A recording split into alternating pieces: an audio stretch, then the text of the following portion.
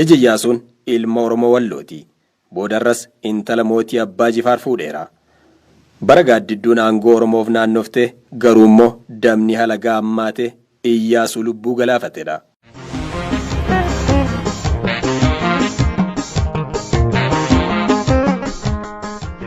Lija Iyyaasuun gurraandhala 1895 Wallootti dhalate. Barri Iyyaasuun dhalate kun bara mootichi Minilik lammaffaan Impaayera Itoophiyaatti moo'ee bulchaa turedha. Haati liji Iyyaasuu intala hangafaa mooticha Minilik lammaffaati. Shawaaraggaa Minilik jedhamti. Abbaan liji Iyyaasuu immoo bulchaa Walloo nama turan Raas Mikaa'el. Mikaa'el maqaan dhaloota isaa Mahammad Alii ture. Hanga bara 1875 amantaa isaa gara kiristaanummaatti hin jijjiiratiinitti.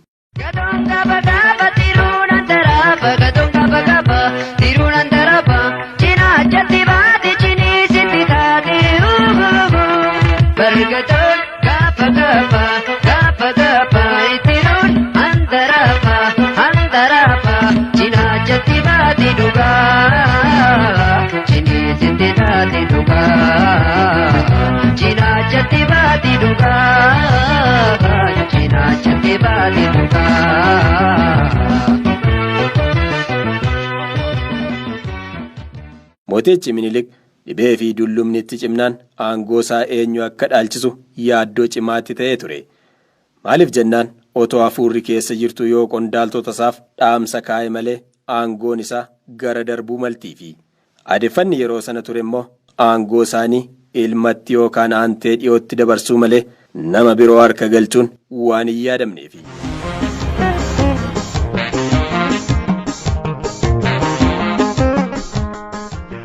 Minilik aangoo mootummaa isaa dabarsuudhaaf carraawwan adda addaa tilmaamamanii turanii. Tilmaamawwan kunis inni jalqabaa ilma wasiilaa kan ta'e Dajjaasmaach Taayyee Gulilaati. Tilmaamni hafan immoo karaa ilmaan isaa dubaraati. Kunis Dajjaasmaach Wasansaggad namni halaalaa tilmaameera. Dajjaasmaach Wasansaggad ilma intala hangafaa kan Minilik kan Shawaaraggaati. Dhala kanas bultii jalqabaa wadaajoo goobanaa waliin hundeeffatteen argatte Shawaaraggaani. Tilmaamni inni biraa dhaalma aangoo Minilik ilma quxisuu intala Minilik kan ta'e Iyyaasuudha. Marratti tilmaamni intala Minilik Zawdituutu aangoo dhaalmaa kanaaf eegamee ture. Zawdituun kun kan Raas Gugsaa waleetti heerumtedha. Namoonni aangoo Minilik dhaalu jedhamanii tilmaamni kennameef keessaa Taayyee Gulilaat Minilikii waan waliin jaalanneef sirma mootichaa waan jibbamuuf gonfoo kanatti hin dhiyeeffamne. Bitootessa bara 1908 fayyummaa dhabee erga dhukkubsataa tureeti Wasansaggad dhibee TB'tiin kan du'e.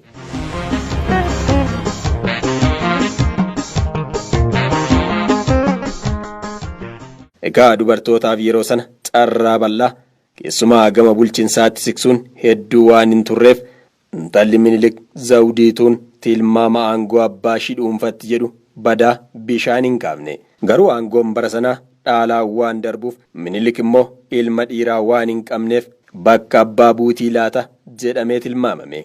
Egaa yeroo kana mootichi Minilik dhukkubsataa ture. Waxabajjii 11 bara 1908 Minilik otoo ayyaanaaf gara Dabra Libaanos imalee jiru hedduu akka dhukkubsatee himamaa ture. Akka hin fayyines waan hubateef Minilik otoo kadhaadhaaf gadaamii Dabra Libaanos jiru aangoo isaa ilmi intala isaa liji Iyyaasuun akka dhaalu qondaaltota isaatti dhaamee akka ture barreessitoonni himaniiru. Liji Iyyaasuun haati isaa intala Minilik haa taatu malee abbaan isaa Mahammad Alii yookaan erga boodarra jijjiirratee Raas Mikaa'el Alii Oromoo Wallooti. Liji Iyyaasuun bara 1909 intala Raas Mangashaa Yohaannis Roomaa Warqi Mangashaa fuudhee ture. Roomaa Warqi kun intala ilma mooticha Yohaannis Arfaffaati.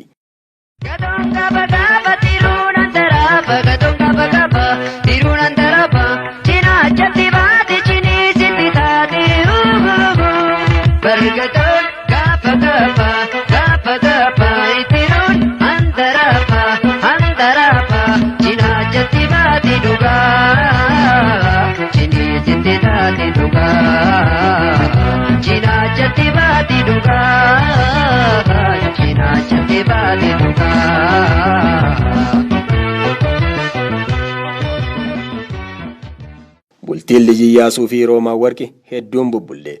Waggaa isaatti bara 1910 liji Iyyaasuun Saabla Wangeel Haayiluu fuudhe. Sabala Wangeel kun intala ilma bulchaa Goojjam kan Taglaa Himaanuuti.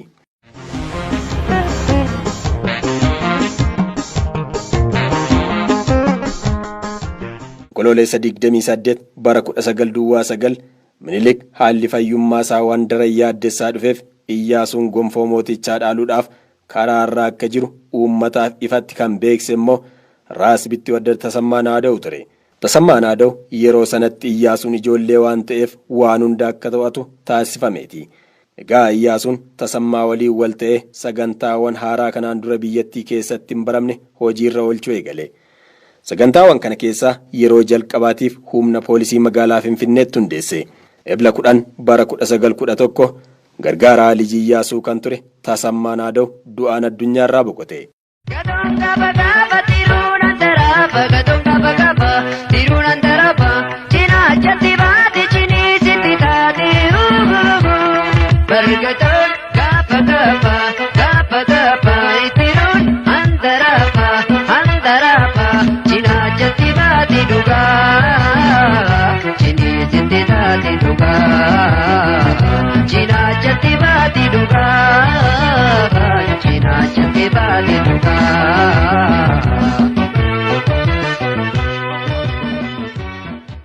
Liji Iyyaasuun aangoo Minilik guutummaatti fudhatee muudamuu baatus bakka bu'ee kan hojjetu isuma ture.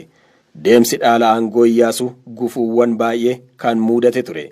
Caamsaa 31 Raasa Baateen fonqolcha mootummaa Iyyaasuu irratti aggaamee garuu hin milkaa'in hafe. Adoolessa 14 immoo Iyyaasuu summii nyaachisanii bakkaa maqsuudhaaf yaalanii sanas hin guutiniif hafe.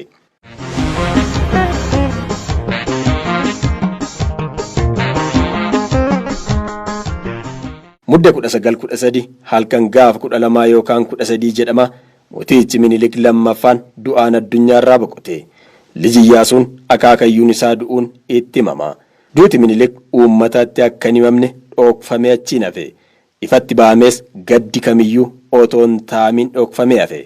Reeffi mootii Minilik illee achuma masaraa mootummaa keessatti kutaa tokko keessatti itti cufamee kaawwame.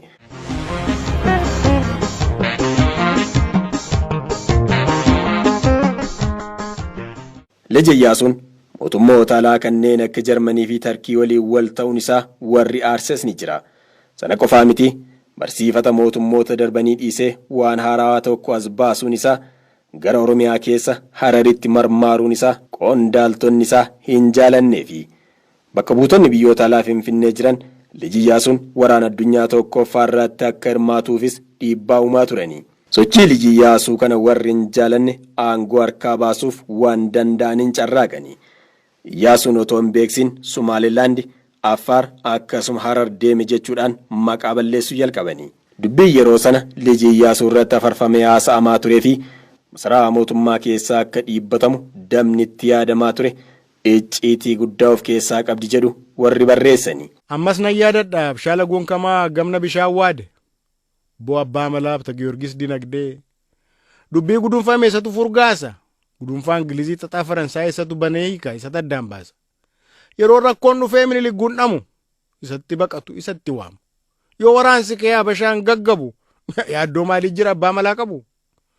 Maaliif yaadattanii waraansa sagalee Abshaan abbaa malaa Habashaadhaaf malee kan lammii waraanee saba Walloo qale kan Iyyaasuu ganee Tafarii gargaaree booda taa'ee gaabbe boo'ee mankaraare eenyutu irraanfata jecha abbaa malaa danuu nama dinqaa teenyee waa fannifnee gadi buusuu dadhabnee kaanee ijaajjine isa inni jedhee ofitti mammaake akeekkiin ganamaaf bu'aansaa galgalaa yemmuu walankaake. Haa ta'uyyuu malee haxxee xaartichi obbo abbaa malaa kanuma qofaa jedhee yommuu taa'ee gommu jireenya galgala godoosaa cufatee waa afaan kaayyatee gemmiisaatti ejjetee abidda qaqqaammatee mataa gadi buusee sagalee ajjeesee maal jedhee asaasee maal jedhee weeddisee akkas jedhee laata akka ayyolii keenyaa akka dubartootaa mana deessuu dhaqee marqaadhaaf shaamet quufee wal eebbisuu maaramiif weeddisuu sunqoo sunqoo jette maaramoo sunqoo barruu shan hammaarrattee yeroo nafaa shannawaa mattee nafaa baanaan na irraanfattee. goota diinaaf cibee gaabbiif immoo laafu.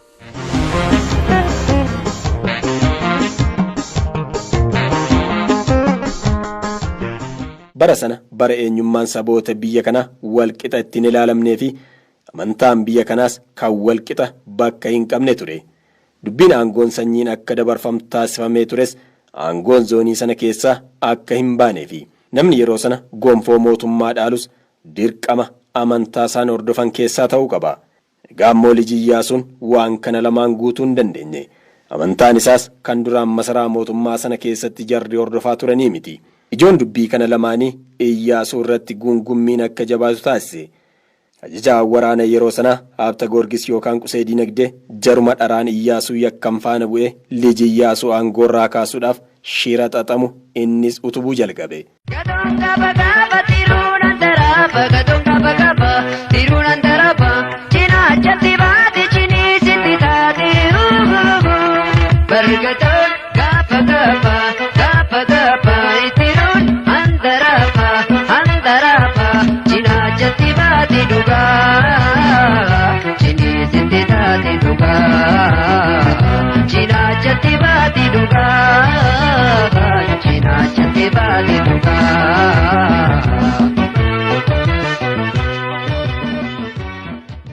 Fulbaana 27 bara 1916 liji Iyyaasuun aangoo dhaalee waggaa 3 booda shirri xaxame milkaa'ee Iyyaasuu aangoorraa kaasuudhaan Zawdituu muudanii. Zawdituu biratti immoo Tafarii Mokonnin kan boodarraa Haile Sillaasee ofiin jedhe gulantaa Raas jedhamu kennaniifi. Iyyaasuun gocha kanatti aaree qondaaltota Finfinnee daba kana oofan waraanuudhaaf Hararirraa loltoota ergullee humni isaa sun otoo Finfinneen gahin mi'eessotti karaadhaa deebi'uu tumame. Abbaan Iyyaasuu Mahammad Alii yookaan Nugus Mikaa'el Walloo Daseetti loltoota 8,000 mariirsee ilma isaarra goruudhaaf carraa qullee otoo hin milkaa'in lola injifannoo Sagalee jedhamu san irratti mo'amee hafe. Dhoksaa wal gahanii hadhaba ta'anii ganama saasanii galgala saasanii yakka tasan jirre miixatanii dhalanii maqaa moggaasanii cubbuu hanqaaqanii dubbii gudunfanii dhugaa jallisanii Iyyaasuu faalanii Tafarii muudanii. Bara sana dhiira laaffisuudhaaf abaarsa lallabe yaada tokko ta'e yommuu inni tamsaase Mardaasaan utaalee goraadee luqqisee fogaa baakaa nyaatu isa gudunfite deebisee amma hiiki mormi kee amma citu. Yeroo inni ittiin jedhu morma isaatti aggaamee akkanaan Mardaasaan isa aggaame dhiise goraadee isaa fuudhee man'eetti deebise. Kan dur godheen beekne aggaamee deeffate. Haadhoon dubbii hanqaaqxu gaafas rimaa'uu isheen yoom beekkate. Jalbultiin badiisaa gaafas weeddifamuu inni yoom hubate. Eega dubbiin darbee hundi qulqullaa'ee Iyyaasuun hidhamee Tafariin mootii ta'ee Mardaasaa Jooteedhaa ilmi Jootee Tulluu akka horii didaa fuuncaatiin qabamee yommuu hidhaa galu akkas jedhee laata. Ani bade mardu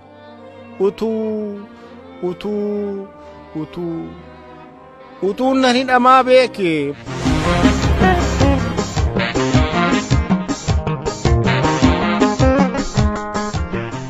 Akka Pooleenz jedhetti Iyyaasuun duula abbaasaa sanatti makamuudhaaf loltoota 10,000 fudhatee gaafa lolaa sana ganama Ankoobar ga'ullee loltoonni abbaasaa sun waan mo'amaniif gara qarqara Eertiraatti baqatee jedhani. Baruma sana baatii muddee hanga gayyaa Iyyaasuun takka Dasee takka immoo Magdallaa keessa naanna'uudhaan yaalii aangoo isaa deeffachuudhaaf taasisullee otoo itti hin milkaa'in sirmaa Hagayya 27 jeneraalonni Iyyaasuu hedduun Raas Emer dabalatee jalaa booji'amanii qabamanii. Egaa Hagayya 1917 eegalee Iyyaasuun deeggartoota isaa muraasa 100 lakkaa'aman qofa fudhatee gara gammoojjii Affaaritti baqatee jedhama. Iyyaasuun gammoojjii Affaar sana waggoota 5fis achuma jiraate.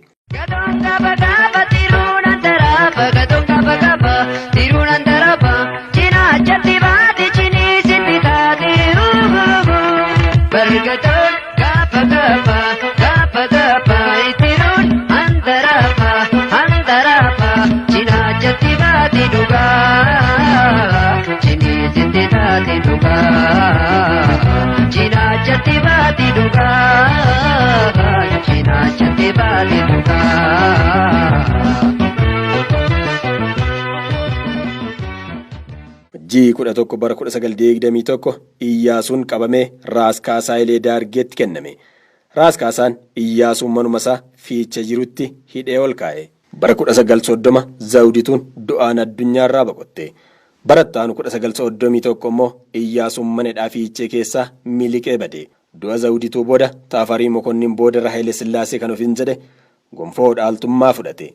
Yoo Iyyaasuun mana fiicheetii miliqee badu Haayile Sillaaseen immoo waan kana kan goose Xaaliyaanii jechuudhaan qubasaa gara warra Itaaliitti qabe. Sodaan Haayile Sillaasee yeroo sana warri Itaalii Iyyaasuu deebisanii aangoo qabsiisuuf jechuudhaan muddameeti. Iyyaasuun mana fiicheetii miliqee hedduun turre. Ammas deebi'ee qabame. Lammata akka harkaan baaneef jecha Haayile Sillaaseen Iyyaasuu Harargee Guraawaa gaara mul'ataatti dabarsee hiisise. Eegdonni Iyyaasuutti ramadamanis warreen Haayile Sillaaseef hedduu amanaman turani.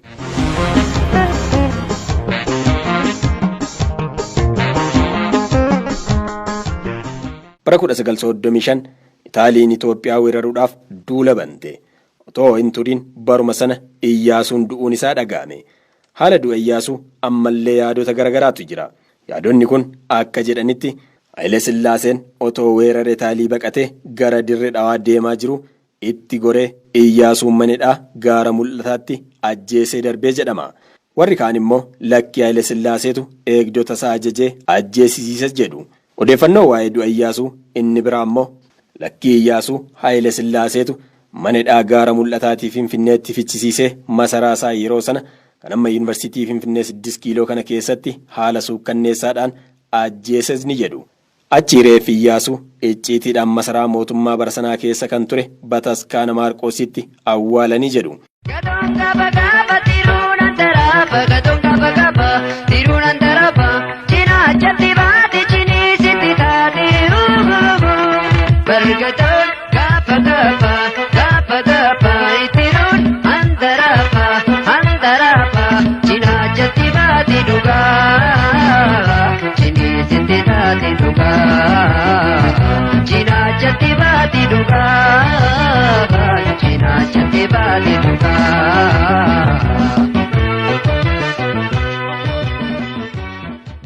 Waggoota 3 sanaayyuu gufuuwwan adda addaa isa mudateen Iyyaasuun biyya kanaaf yaada haaraa fi waan haaraa fiduu irratti ni jajama. Iyyaasuun seera adaba yakkaa haarawaa Itoophiyaan akka hojiirra oolchituuf nama hojjetedha. Magaalaattis poolisii Turumbullee jedhamu hundeessuun Iyyaasuun nama jalqabaati.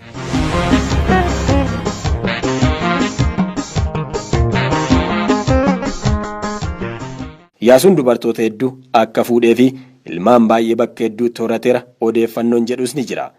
Liji Iyyaasuun intala mootii Abbaa Jifaar akka fuudhes seenaan ni hima. Bara sana Iyyaasuun otoo aangoo irraa dabaan kaafamuu baatee Oromoon baroota darban kana gadadoo siyaasaan hin rakkatu warri jedhan hedduudha. Kanas kan jedhaniifis Iyyaasuun abbaan isaa Mahammad Alii booda Raas Mikaa'el kan jedhamu Oromoo Walloo ta'uusaa fi Iyyaasuun hanguma xiqqoo aangoo argate hariiroo isaa Oromoota waliin cimsachuu yaaluu isaati. Bara sana gaa hireen siyaasa Oromoo akkanaan otoo hin milkaa'in hanqaaqte.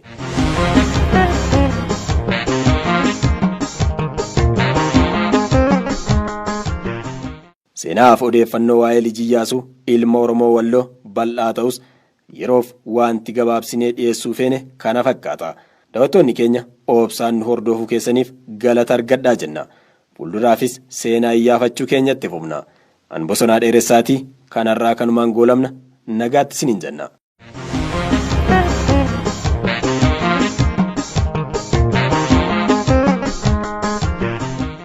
Maali waan ammaltanii maalumaaf cal jettu? Ani bade wayyoo bade simbirritti utuuf eegeen maali?